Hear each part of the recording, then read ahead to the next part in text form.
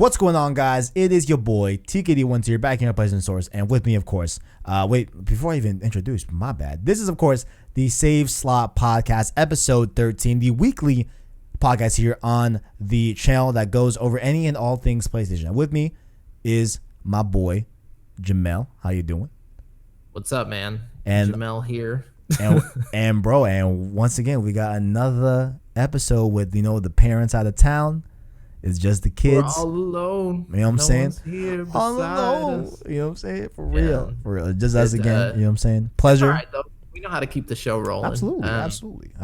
I agree. I agree 100%. But I say, just roll straight into it. Jamal, what have you been playing? I see on the docket, you got a little Warzone going on.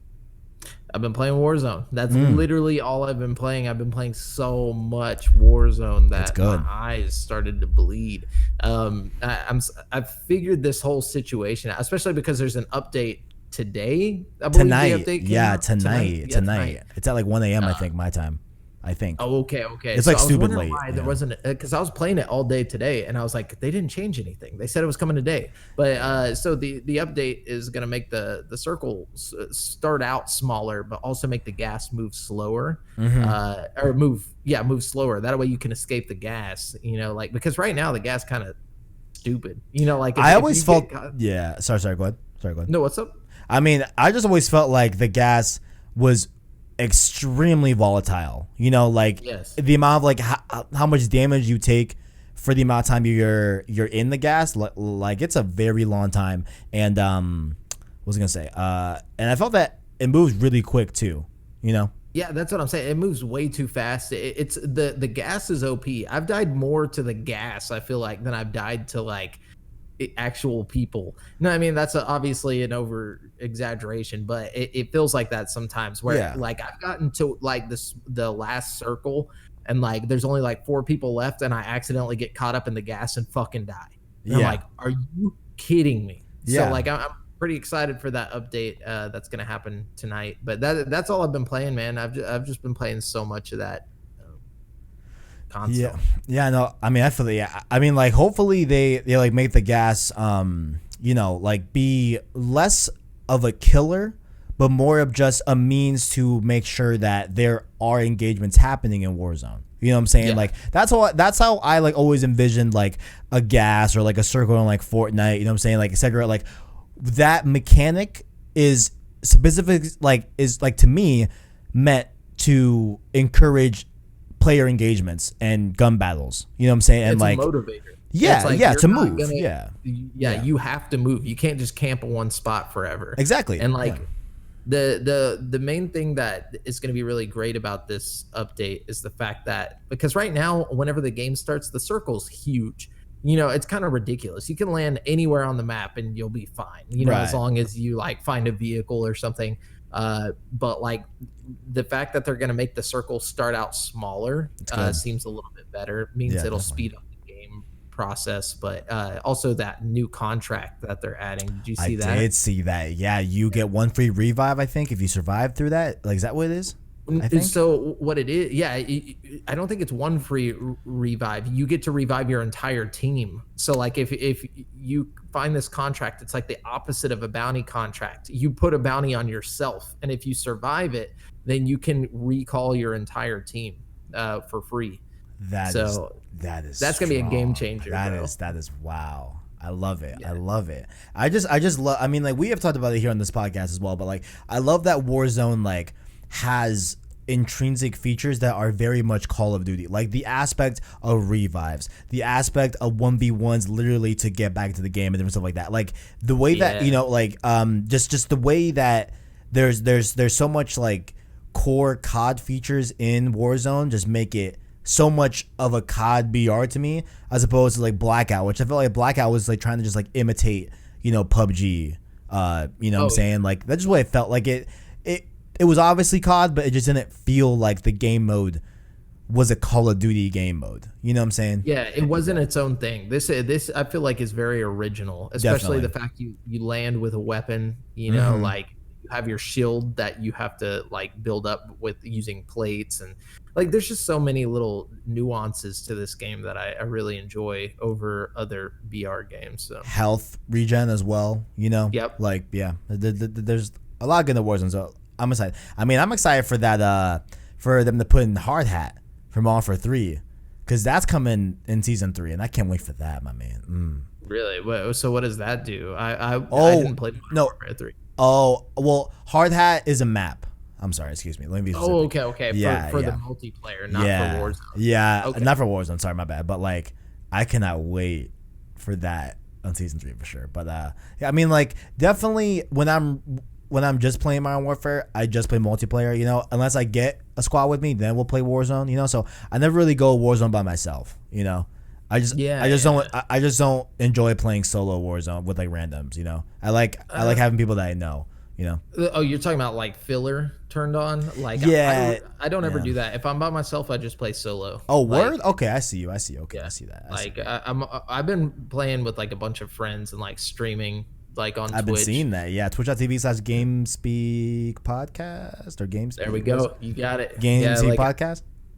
And I got all that fixed too. So like I might have mentioned it last episode, but the last time you tried to hop on, like I didn't have a Ethernet cable, you know. So now I've got all that hooked up. So I'm not having any connection issues. So anybody who wants to come watch, and also like if somebody's watching and they're like, hey, you want to play? Like they see I'm playing solo, like dude, I'll jump in duos, or well, not. They got rid of duos, plunders, or whatever. But I'll jump in trios with people. I don't care. Anybody who hops in the stream and wants to play, we can go. Yeah, I feel you. So definitely Warzone, cooking up, definitely good stuff. On my end, I guess I'll bring up, you know, the oldest game I've been playing. Of course, Final Fantasy VII. Still chugging through that. Still loving every second of it. And like I know I'm gonna have to pick up the pace on Final Fantasy 7 and just get through it, you know. It's not like a matter of like it being hard. It's just like, man, like I just don't want it to end, you know. How many hours are you into that game? I'm 22, I think. 22 hours on the That's game good. clock. Yeah, and I think people have been beating it in like 35 to 40 hours. So I still got like, so you still got quite a bit of time there. It's just, man, like I'm just prolonging it, bro. Like, I just don't want it to end, man. But I've just been loving it, man. It's great. It's fantastic. Like it is the only game that came out this gen that has rivaled God of War for me. You know. Oh wow, it's that good. Yeah, like it's the and the next game I'm talking about actually feeds into God of War. But it's definitely neck and neck. You know, so I'm excited to see. You know, once I replay God of War 2018. During the God of War stream series on the channel, you know, how I feel about it in comparison, it being close to each other, you know. Yeah. So 587, still going on that. Started God of War 1 on the PS2, released on the PS2. Came out in 2005. I'm playing it via PlayStation Now, PlayStation streaming service, playing it through there. And I'm streaming the whole thing on the channel. It's a God of War stream series. And if you guys are watching this on Wednesday, look out for this weekend. There will be details on the official Last of Us replay series that is happening.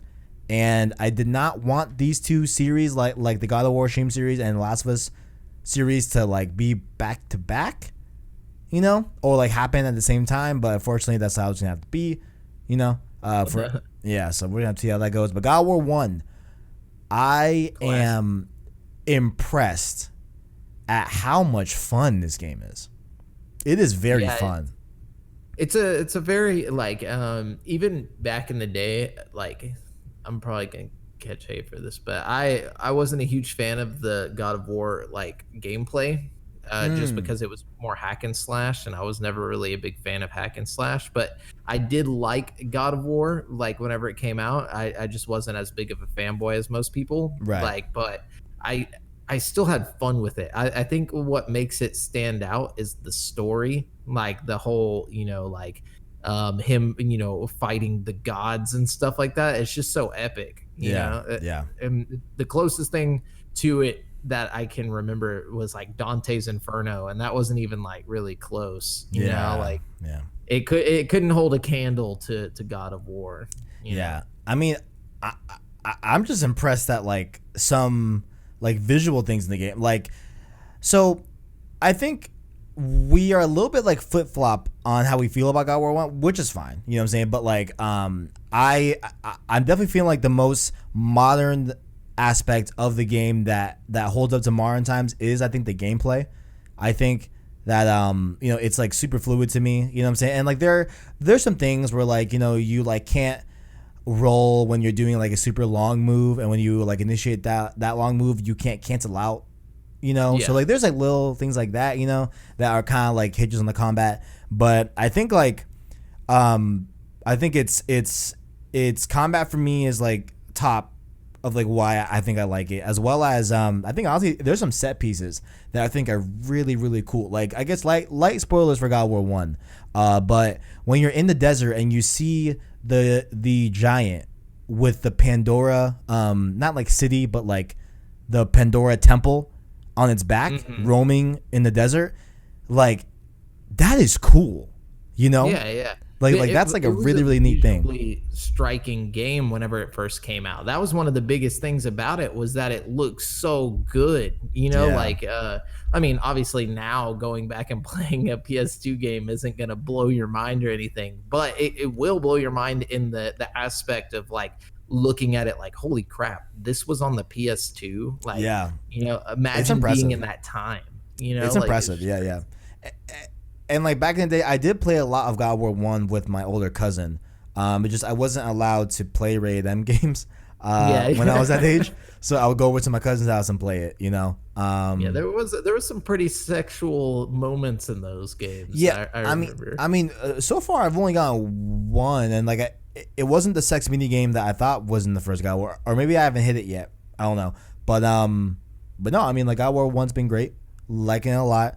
I like the premise too. I like the plot. I like how, actually, I think one of like the biggest things I like about the game is how the story is given to you in terms of like it's all being recalled by, I believe, the Oracle of Sparta, I think, if the voice I'm thinking is right. Yeah, so I think you're basically getting told a myth or like a legend. Yeah, it's neat. It's cool. And like we're like, you know, you get the first cutscene, you know, which is setting up what's happening then, and then we go back, you know, and then there's like breaks in the game where you go even further back and explain a little bit of Kratos' past and like why, you know, he is cursed and stuff like that and all this good stuff. Like it's a neat way to tell it.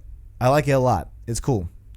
I've been liking it a lot. And then the other game I've been playing is Division 2 Warlords of New York. Don't have a lot to say about this game, you know, because I've talked a lot about Division 2. It's one of my favorite games this generation, I think, honestly. It's let me think. Oh, I don't know.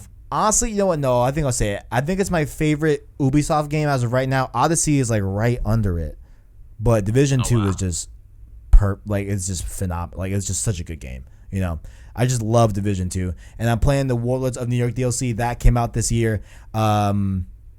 That's been great to come back to New York from the First Division, where the First Division does take place in New York, obviously. I've been enjoying that. I mean, I can't speak a lot to like the DLC, like gameplay wise, just because like if you can imagine Division 2 DLC and you play Division 2 and Division 1, you can just say outside your head like what it is. Like, it is what it is. You know what I'm saying? Like, and that's not a bad thing. Like, it's just more of that gameplay, and like I love it, you know. But there's new set pieces that I think are really cool. There's new environments that they're fighting in. I feel like Division 2 did a lot better in terms of environments that you're battling in and doing missions in, and that continues on with this DLC as well. I think seeing New York not in a snowy way, but in like a different season, I think is really neat as well. Seeing it a little more sunshine and stuff like that, it's great. But yeah, it's great. It's good. Very, very, very, very, very good. And it seems like the DLC is also like not. It doesn't seem like extremely overloaded with content, and in terms of like, at least from what I see from like the main playthrough, like mainline of the DLC, say, all right, I'm taking out these people to get to the main bad guy, and then I think we'll call it a wrap on DLC, you know. And I'm sure there'll be like some side missions and stuff like that will be, you know, scattered on, but I'm loving it so far. Definitely liking it. But yeah, that's what we've been playing. So getting into the topics here. First up here, You may be seeing this in your sub box right next to a PS Plus May 2020 free games video for PlayStation Source. I just wanted to say it here just in case this rumor is true. But the rumored PS Plus games for May 2020 are going to be Dying Light as well as Dark Souls Remastered. Wow, those are some bangers. Dude. Yeah. Especially I've been yearning to play Dying Light for a while now. So that is very cool. Dark Souls, historically, I'm not the biggest Souls guy. You know what I'm saying? Just not my thing. But I know a lot of people love it. This might be your chance to jump in I don't know, man. For free. Yeah, you know? I mean, try it out. Yeah, maybe, not entirely sure, but you know, we will see. But I mean, do you think that you will cop any of these and play them? I'll definitely, download them. Oh, yeah, I for probably sure, won't play Dying Light because I beat that a long time ago, but I will. I've been wanting to try Dark Souls again, so I'll probably jump on that, even though it's gonna be, not something I look forward to. But I feel like once I start it, then I'll start to. It's just something that you have to sink your teeth into, right? Right. Well, definitely, if you don't plan on playing these games, there's no shame or no, honestly, downside to adding them to your library for another rainy day. You know, in case you do want to come back to them, or maybe you have a conversation for the next lockdown. Exactly. Yeah. Let's hope there's not one. But yeah, for the next lockdown, you add to your library. Takes up no space in your hard drive. All you gotta do is just pings it onto your profile that hey, you have the opportunity to download it at a later date, as long as you have a active PlayStation Plus subscription. So that's good right there. Next up here, Watchdogs Legion. Before we even get into this, how do you feel about Watchdogs as a series? Did you play the first one? Did you play the second one? What are your thoughts on that? I played them, but I didn't play them. Like I played them, so Brent owned them, and then I was just like playing it like I was playing Grand Theft Auto, just messing around. Like, no, I never played it for the story or anything, just because it didn't really intrigue me at all. Like nothing about it was like, oh, I want to play this. What do you think? I mean, the first Watch Dogs I felt was just like whatever, like I don't know, like I played through it, I wouldn't say I particularly enjoyed it. I thought like, I don't know, it was just whatever, right? But then the second one, I love the second one. Second one is like one of the best open worlds I've ever played. Like it is, and like stories in open world, like it was just such a tonal shift from the first Watch Dogs. And like it was just taking place in a very, very contemporary time, like a very modern day. It was great. Watch Dogs 2 I think is phenomenal, right? But coming out Watch Dogs Legion, I'm shaky on this one.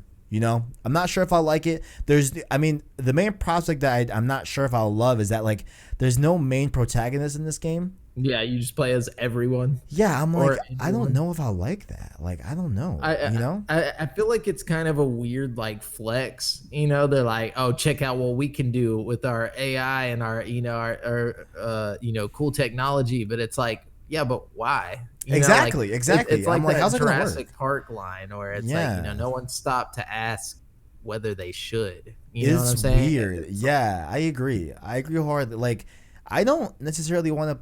I granted, I haven't gotten hands-on with the game. Maybe I'll love this mechanic, but like, I don't want to switch to a grandma. Like I want to play. Yeah, you don't want to play as a grandma, bro. Unfortunately, not, my boy. Unfortunately, not. You're crazy, dude. But that's all I've ever wanted. But I guess we will have to see how that turns out towards PlayStation 5, because there are rumors going around that the game will be a PS5 launch title, set to be the debut, Keymark game for the next gen in terms of third party this November or holiday season, to be specific. You know what I'm saying? That's cool. That's cool to know, like third party, like what games. I want to know what other like third party companies are going to have games coming out at launch, like for the consoles. I mean, right? Because like you gotta expect the usual suspects, like Call of Duty is going to be on next gen this year. You think like, so? You think it'll be launched though? Yeah.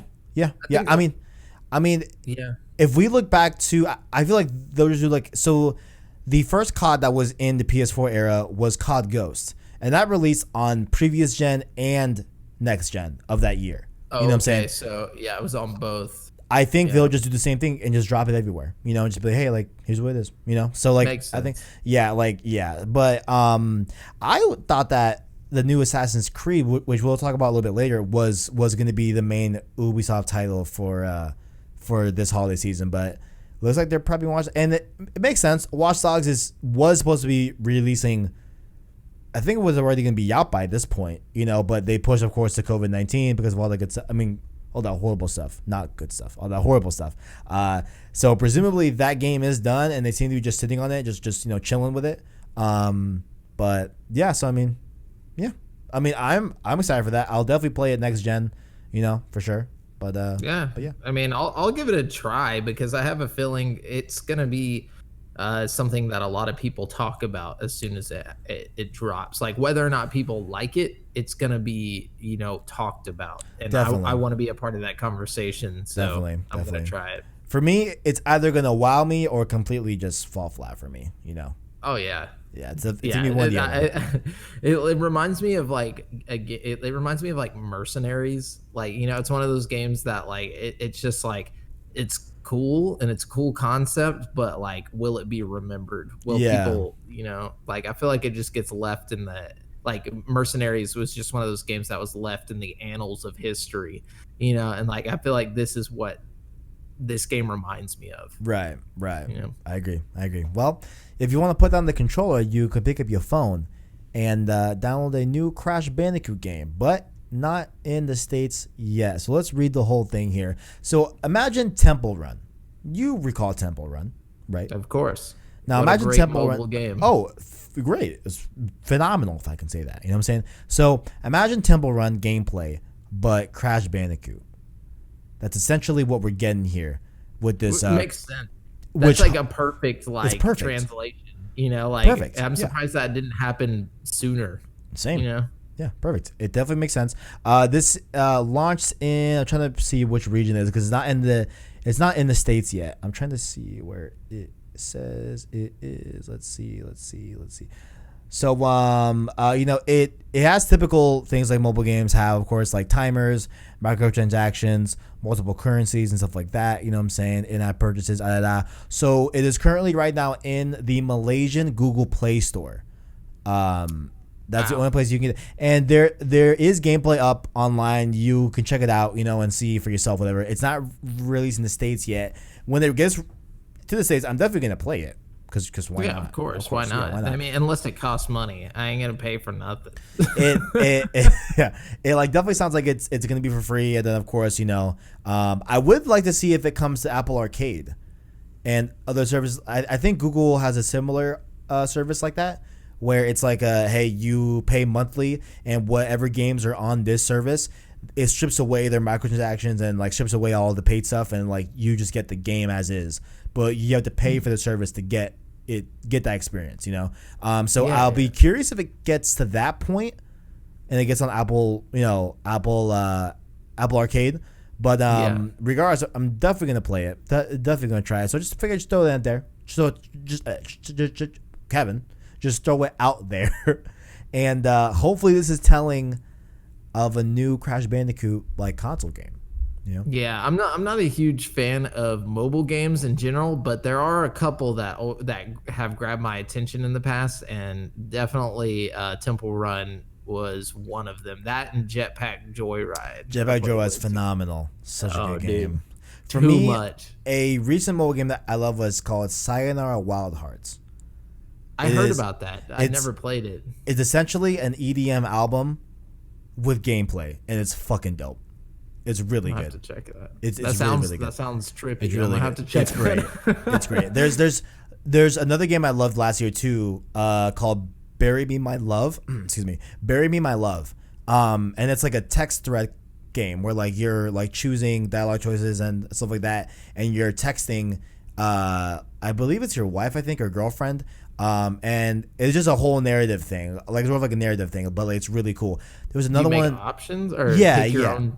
Okay. Yeah, like you like pick what you're gonna reply and different stuff like that. Like it's really cool. But there's one more that I want to shout out that I forgot the name of.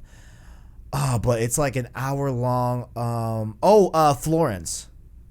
I've heard a lot about that too. Florence was fucking great. Great, man. It's like 45 minutes tops, but it'll have you in tears. Really? I swear. Honestly, I want you to play it this week. Genuinely, like I really want you to. No, I'll play it for sure, especially if it's only 45 minutes long. Yeah, it's super quick, but it is 100% worth it. I think it's $1. I think it's $1, but That's it not is bad. I mean, did you see the creators of Journey put out a mobile game recently? I didn't. It's called I forget.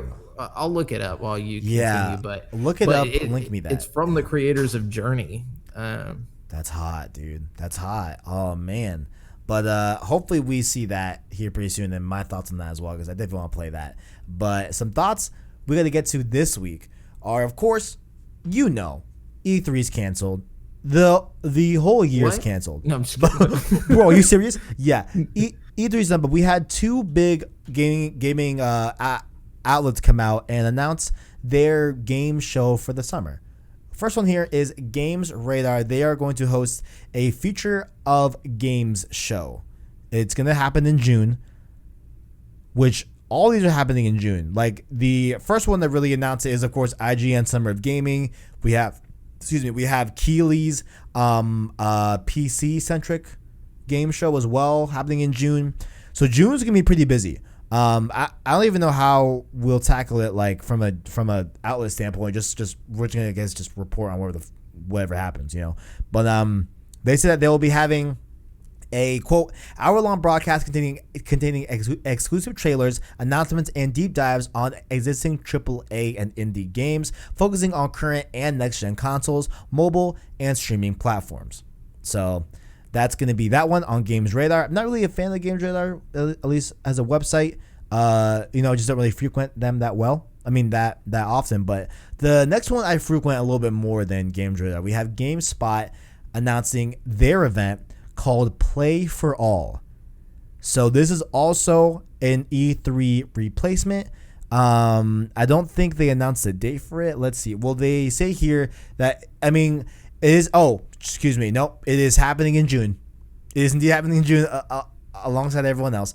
So this is described as, quote, a multi-week event that will deliver the biggest summer gaming news, previews, interviews, and more to a global audience. So they're going multi-week with this one. This is going to be a long one. Which one? That means to me that they will have smaller things. So, I feel like IGN's going to have the big stuff. They're going to have the big guns. Yeah, for sure. GameSpot's going to have that smaller, I guess not indie, but just less pronounced. You're not going to have Bethesda over there or anything like that. Yeah. Or maybe you'll just have interviews with Bethesda and stuff, after they announce stuff through IGN. How this is confusing. Honestly, it's really confusing. Dude, it's yeah. I mean, I'm waiting for the aggregate to be all right, I'm gonna take everyone's stuff and just here it is, put it in one. Yeah. I just want Phil Spencer and whoever's heading up Sony's marketing for the PS5 to just be look guys, we're gonna announce it at IGN's thing, or we're gonna announce it at this one. That way we know what we're looking for, because I feel like right now you're going to have to watch every little bit of every one of these shows, even if it's something you don't care about, just because you never know when somebody's going to walk out and be by the way, here's the PS5, it's just you're going to have to get surprised. Not that I wouldn't watch this stuff anyways, but I mean, I wish we had an idea of when these things are going to get shown off, Yeah, I agree. Give us a clue. Yeah, I mean, I know I'm going to start with IGN just because I frequent them the most, So I'm going to roll with them and their show, and then we'll see what else happens, By the way, the Journey creator Genova Chin created this game called Sky, Children of the Light. Sky. It's an exploration into altruism and kindness wrapped up in a beautiful mobile experience. I'm definitely checking that out. I'm definitely gonna hit that for sure, definitely. But next up here, what I'll probably check out, maybe if it's a launch style, PS5's Horror Quantum. We've talked about this a little bit here. Sorry. PS5's the game is called Quantum Error. Excuse me, Quantum Error. I was like, that's a weird my bad. title. And I was like, wait a minute, that's not the title. my bad. Quantum Error. And we got some interesting quotes here from an interview that was given to GameSpot. So they say here that, quote, gameplay will be very similar to a game like Doom 3 or Dead Space, but in first person. It will be a slower paced FPS trickled with a variety of mechanics that revolve around the main character's skills as a firefighter. It will also have an eerie atmosphere, and when it comes to building the horror aspect, it will be done in a way that promotes atmosphere over anything scripted. No jump scares or anything cheap like that. The game's entire atmosphere will be the embodiment of eerie. I mean, this sounds all right. Right? It's like, I wouldn't say I'm particularly excited, but I mean, you got my attention. You know? I mean, definitely. I just want to know, like, what is it? You know, like, what do you mean firefighting and like all this? Like, what is going on with this game? Do you remember? Were you old enough to play, like PlayStation 1 games? No. Like, you don't remember? There was a game called Roscoe McQueen Firefighter on the PS1. Okay. And that's the only firefighter game I can think of. And I don't know why every time somebody brings up this game now, I just automatically, like, my memory reverts to this cheesy, like, firefighter game to the PS1. Bro. For me, it was Resistance Burning Skies on the Vita, and you play as a firefighter. Yeah, but don't you have like a hatchet? I'm pretty sure you're a firefighter in that. I mean, you're not like putting out blazes, but like you're not actually you're not actually firefighting. But don't you play as a firefighter in that game? I think you're right. I could be way off. Right. I don't know. No, I could be way off. I'm almost 100% positive. Because I remember the red hatchet that firefighters have. Yeah. You know what I'm saying? But I mean, okay, like, so we have a FPS. It's horror centric. That's been described by the devs, to be fair, as to be a similar ilk to Dead Space and Doom 3. Didn't know Doom 3 had horror elements, but I know Dead Space obviously does have horror. Oh, Doom 3 elements. is known for its horror environments. Interesting. Okay, cool. Yeah, it's a more dark version of Doom. So that they don't want to do jump scares. They want to just have the atmosphere speak for itself in terms of horror. Your firefighters. I mean, you have my attention, Quantum Error.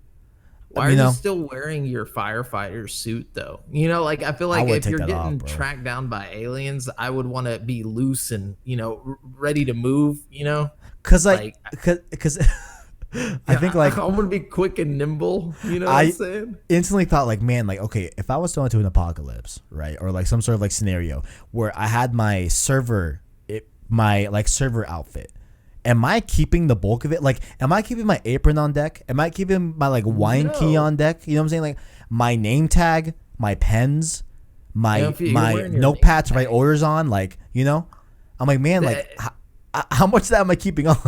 That's what I feel about that. It's like, why are they wearing? I feel like this is so early that they don't really know.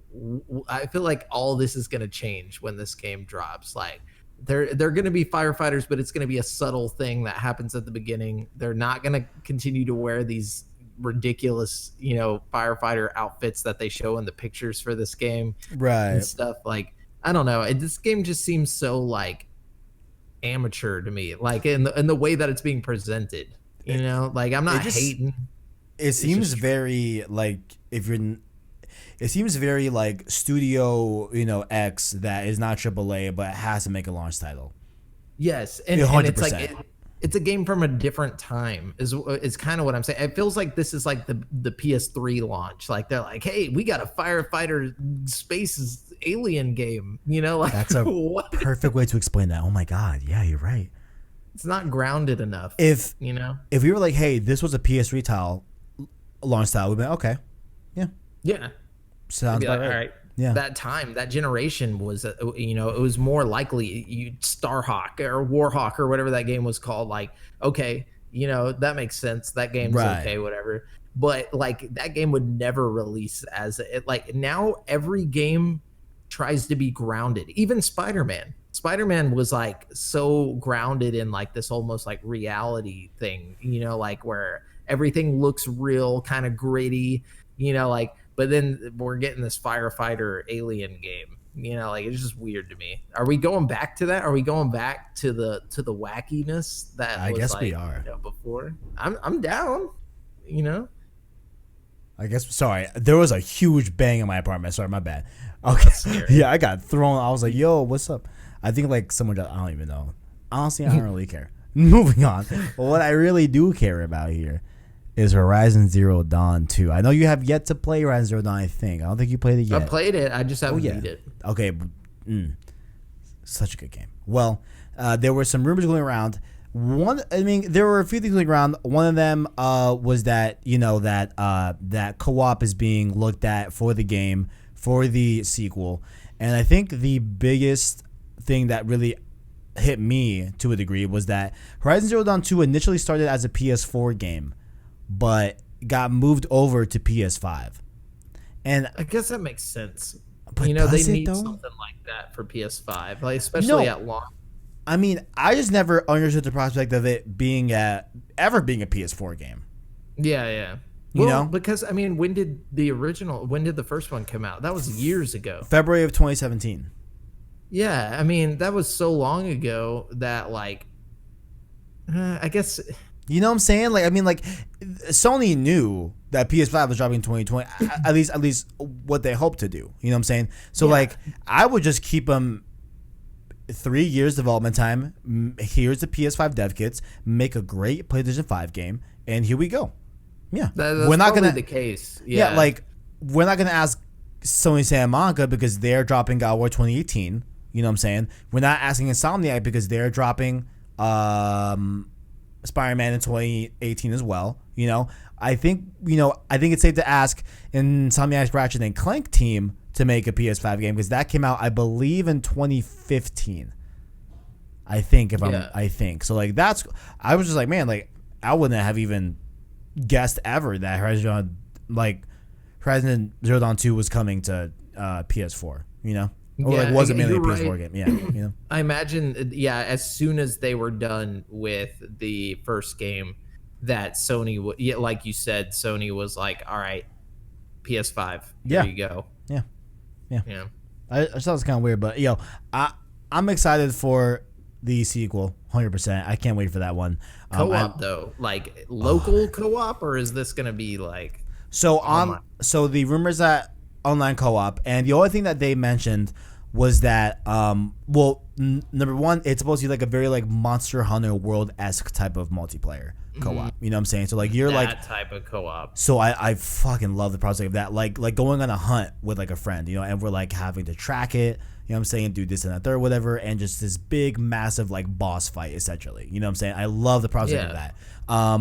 But they were also saying that they are toying around with the idea of having the single player just be single player and then having a separate mode to supplement the co-op of that, which I think would be the best way to go about it. I know there was a lot of people on Twitter when this broke that, they for some reason are just completely scared of the prospect of any multiplayer in any Sony game. Is very odd to me. I think most people just assume that they're gonna go the route of Call of Duty the moment they go multiplayer, but it's like no. You can use multiplayer in creative ways. 100%. Like the way you're talking about. Like, I think that's super creative because I would have never even thought of it like that. Like doing a Monster Hunter type multiplayer for this game. That sounds interesting. Super interesting. And the fact that like in the original game, as you've already probably know before, like they already have factions set up in the world of Horizon Zero Dawn, right? So how about starting this like separate mode, you choose a faction and you're out hunting to supply for that group that you chose, and you get maybe specific upgrades for that. There's weekly events or weekly challenges, like that could easily be done. Like I think That's straight shot. And then just keep the single player just like Horizon Zero Dawn 1. Of course, add new features to that, add new to that, of course. You know what I'm saying? New story, but keep that single player experience by itself, and then have a supplemental mode. I use the same sure map. There'd be some things like where it's like, oh well, if you get to level 20 in multiplayer, then you get this for your campaign in the actual game or whatever. Ooh, okay, I could see that. Like, okay, yeah, okay. I like the prospect of that. I like that. Yeah, for sure. I think there's definitely good ways to do Horizon Zero Dawn multiplayer. 100%. Definitely. Yeah. I don't think we'll see like PvP. You know what I'm saying? I think it's gonna be strictly like PvE multiplayer. Like, yeah, the fact that they're saying co-op makes it 100%. Yeah. I agree. Well, can't wait to play that. But what I also cannot wait to play for already is the sequel to Final Fantasy VII Remake. Of course, this is being split up with a bunch of different parts of the game. But there was an interesting quote that we got today when they were speaking to the producer of the game. Well, actually, it was a tweet, I believe. So what they said here, his name was Nomara. I don't have the Tetsuya Nomara is his name, and he says here that quote. Well, he says that the next part of Final Fantasy VII could be smaller than the Midgard section to aid development times. So they're talking a lot about how like you're right, guys. Like there was a lot here, and we covered very little ground of the overall Final Fantasy VII story, right? Because they hear that, quote, if we divide the story into large parts, it'll take longer to make. If we divide it into detailed, smaller sections, then developing it will be faster. I hope to release the next one as soon as possible. We have a general idea of how the story will play out, but we haven't decided exactly on how many parts, nor can we confirm anything. There's speculation that it will be 3 parts, but we're just doing things one step at a time. At least they're being honest. I love the honesty. Yeah, I agree. I love the honesty. Like, hey, it might be a little smaller to otherwise you ain't getting the game for a long time. So I mean, good on them. At least the transparency is real. I think we won't see a next part till PS5 though, obviously. 100%. For a while. Mm-hmm. Yeah. I mean, my only thing is like I don't mind how many parts there are to this thing. I'm invested. I'm gonna see it through. I'm just concerned about the pricing of each individual part. Yeah, because if you have to pay $60 each time, even though he's saying this next one is going to be smaller than the current one, like that might be kind of gypping people. Yeah, I don't know about exactly. Like I don't know about paying $60 for each part. You know what I'm saying? Like, and I mean, I think I'd overall be okay with having a trilogy be 60 per, because that'd be just looking at just like God of War just started a new trilogy. You know what I'm saying? Yeah. Horizon Zero Dawn, in that past story that I didn't even mention, was rumored to be also a trilogy now. And each of those we'll pay $60 for. It's the same one cohesive whole story being told over 3 games. Same thing with Remake, just old fans that play the originals know the story. Yeah, well, I think that's the difference is that, we know this is actually one game being broken into 3 or multiple parts. With God of War, it's not, this is one game being broken into multiple parts. It's one story being broken into multiple parts. There was never like a previous game that they're just breaking up, Right. So I think that's where that difference is. But, I mean, if they can do it in 3 parts, which is what I imagine is going to happen, like $60, I still think $60 is too much, bro. Definitely. Like, I'm just speaking $39.99. That's where I'm gonna set the limit. I even think like. Oh wait. Sorry. Go on. No, I mean, I know this game that you have right now. You're saying is amazing, and a lot of people love it. I still think the game should have only been around $39.99, just because it's not the full thing. It's definitely not to buy all the parts. It's like definitely not the full thing, but like, man, dude, like there's a lot. Like, there's a lot in here. You know what I'm saying? Even so, bro. I mean, like, yeah, but what are they gonna do at the end whenever all the parts are out? I have no idea. I don't know. Are they gonna sell it as one thing? You know, like, and then everybody who paid $60 per game is gonna get just ripped off. You know, like, it's just kind of like, what do you do in this situation? And also, it's gonna spread across multiple platforms, like our generations. Yeah, so it's gonna be really hard to condense this, you know, at some point. We will see, man. We will see, definitely. Like, yeah, I mean, the way that he's already talking, it sounds like, all right, there's no way it's gonna be a trilogy, right? But I do like the prospect of like releasing like smaller parts. I just hope the cost matches that smaller part. You know what I'm saying? Like, I think right now, like 7 remake right now, right?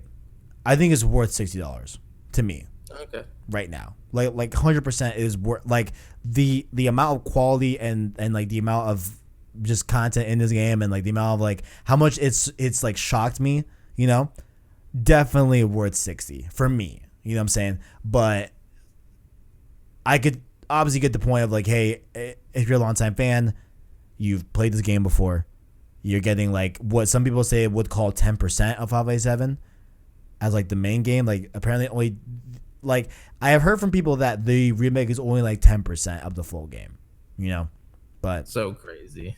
It's wild. Are they gonna do 10 games? It's insane, bro. It's crazy, man. It's crazy. I mean, my thought is like maybe development time will be shorter because they have a template. Okay, like cool. Like we have developed the combat system. You know what I'm saying? Like I assume the changes that we got the characters. Exactly. Like we got character models, we have environments, you know what I'm saying? So like I think like maybe like the only additive things are going to be of course the story as well as maybe new materia we'll get, you know? New environments, maybe a couple new weapons, you know what I'm saying? Yeah. But like I think that's what we're going to see. But so like I'm hoping that all right, like they have enough of the brute, like what is the remake format already made and established. So hopefully these next iterations will take less time. You know what I'm saying? But yeah, like Resident Evil remake. Exactly. Know, how they're coming out quick now. You know? Yeah. Precisely. But what I want to come out as well, our last story of this episode. Look at that. Really quick episode. Look at that.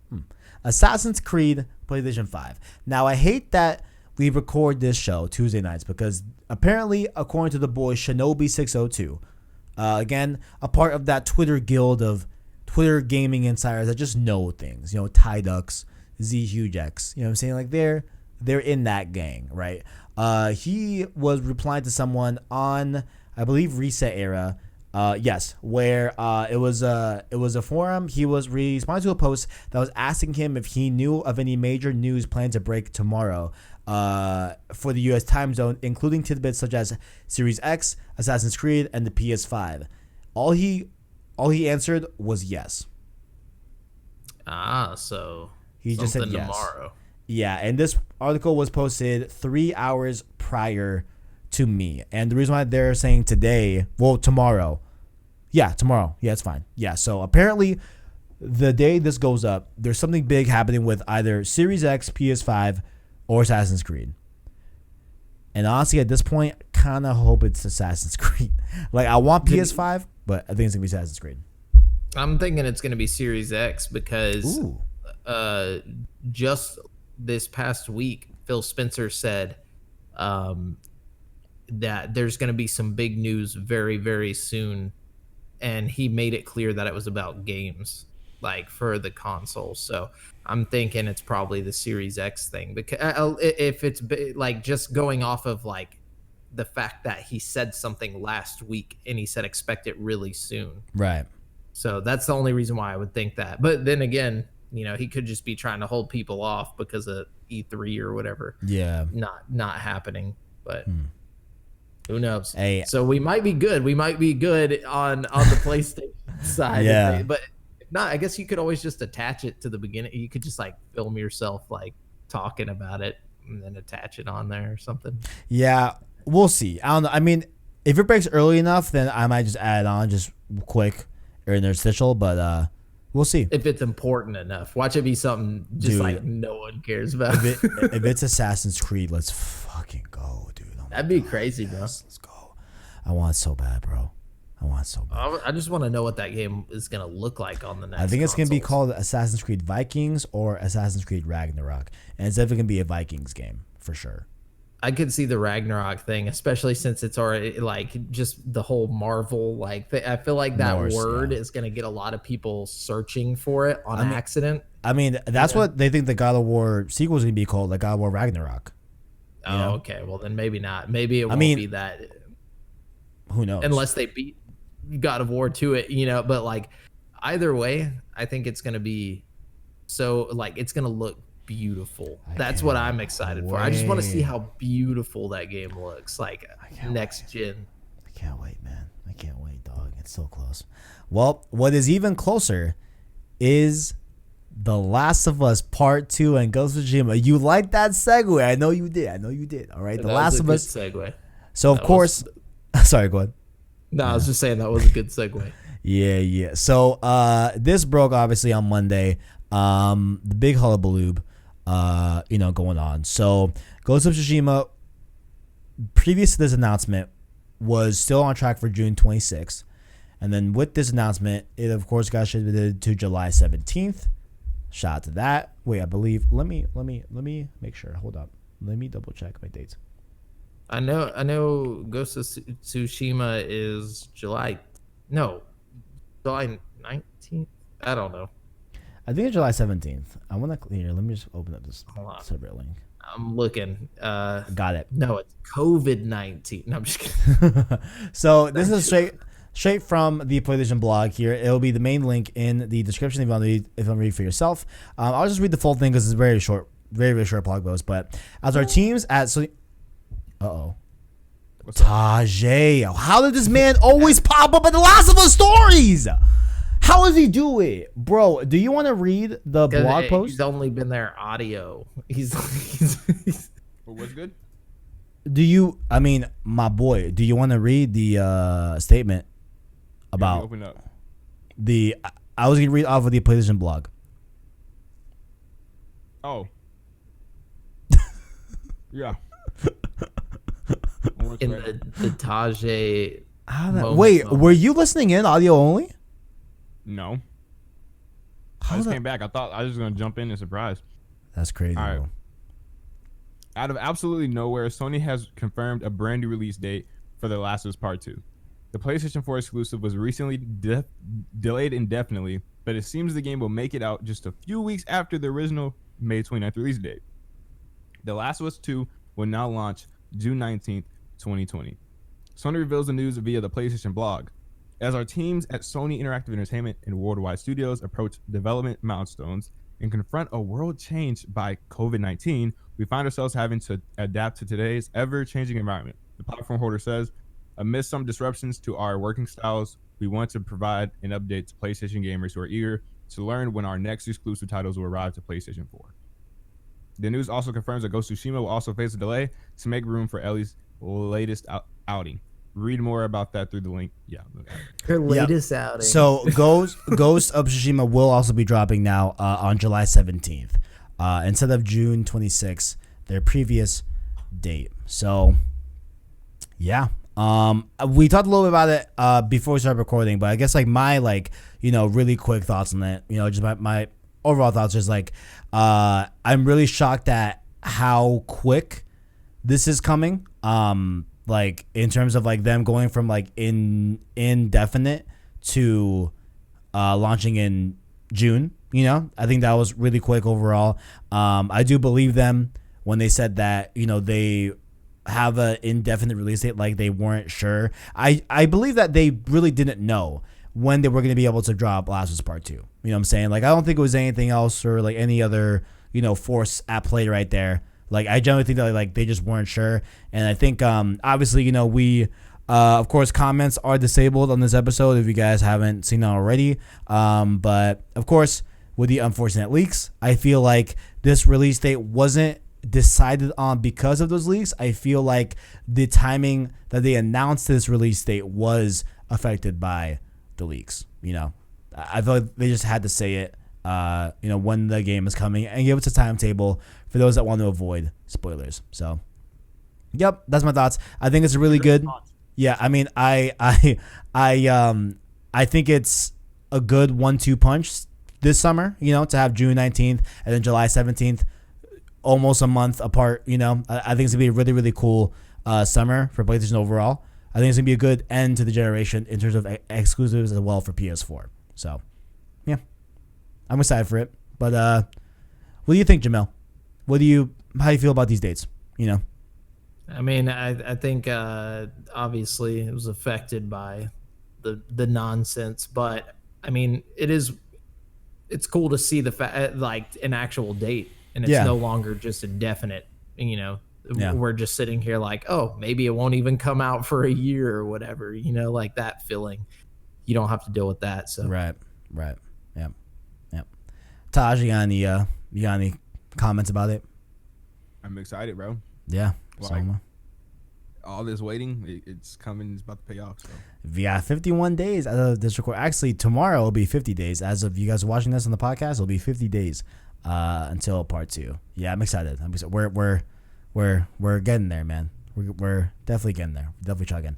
May is about to be a long month, bro. Yeah, man. Yeah, because it's May, and then honestly, we'll have all of the gaming shows around E3 to distract us, and then we'll be right on part 2's doorstep. It'll be right there. So we're mainly May is going to be hard to just get through, and then we'll be all good. You know what I'm saying? But yeah, and I guess the last thing, besides all that stuff, is of course question of the week.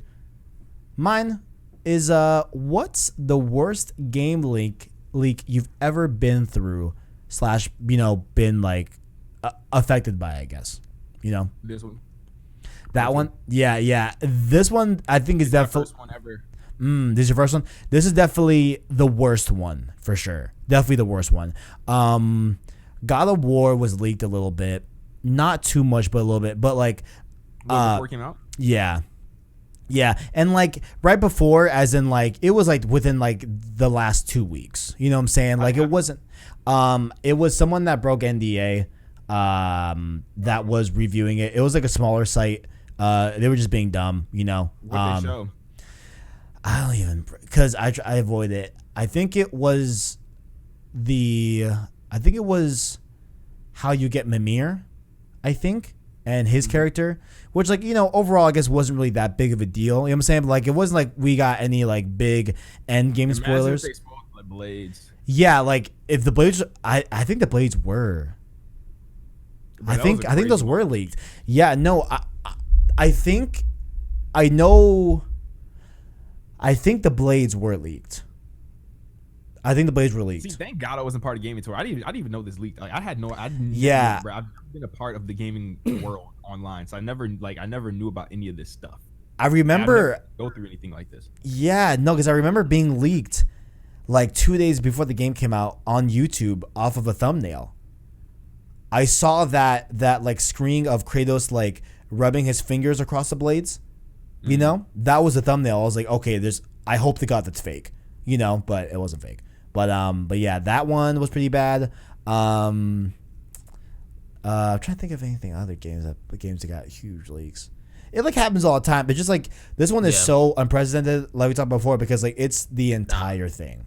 The Super Smash Brothers Wii U and 3DS, the roster leak sucked for me, just because like I grew up on Super Smash Brothers, and like one of my favorite parts of the game is like unlocking the roster. Like whenever you get the game, you start out with like a small amount of characters, and then you have to play through it, and it's like a new challenger approaches, and then like you have this like awesome character appear, and you're like, holy shit, Sonic is in the game or whatever. But like before Super Smash Bros. Wii U came out, we knew who every character was going to be in the game, so that sucked pretty badly. Right.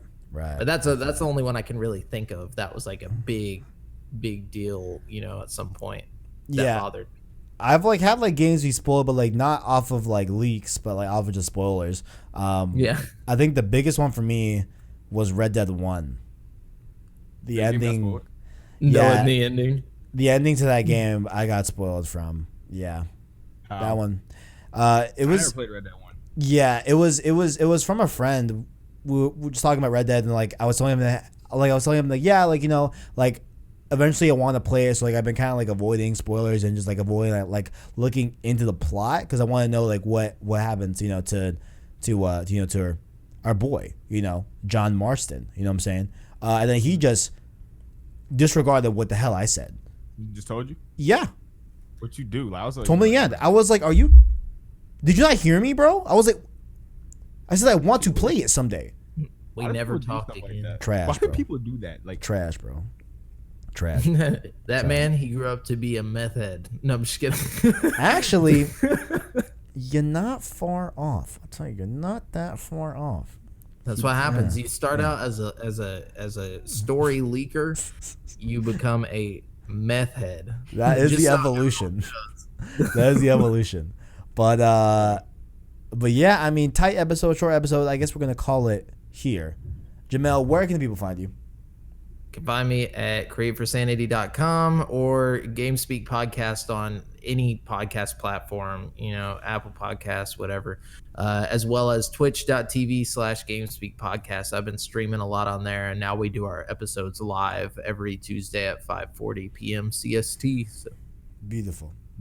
Links down below in the description. And of course, Tajae, where can people find you, homie? You can find me over on Twitter at Tajae Moment. Don't go into my Twitter replies. Yep, I've been avoiding yours specifically too, bro. Yeah, I've been also, looking at nothing on your profile, bro. Just, you know, I got a YouTube channel, Tajae, Tajae. You can go over there as well, subscribe. I got content that I do. The latest thing I uploaded was like a very like high quality, in-depth analysis over Naughty Dog's marketing. Go ahead and check that video out. Worked really hard on it. Again, don't look at the comment section or anything. And yeah, just stay away from reading any comments or trying to talk to me, and just look at the content. You know what I'm saying? And just embrace. Yeah. Yep. And of course, you're watching here on PlayStation Source. Down below, you can find links to all of the hosts as well as our social media, our Twitter, our Discord server, as well as our Anchor link to listen to this show and Road to Part 2 on podcast format. That, of course, being on Apple Podcasts, Google Play Podcasts, Spotify, all the good stuff. You can follow us on those audio channels. So yeah, thank you for coming out. Leave a like on the podcast if you enjoyed it, as well as hit subscribe to PlayStation Source to keep up with the latest and greatest in PlayStation. Thank you for watching, and as always, Greatness awaits. greatness awaits, homies. Later, guys.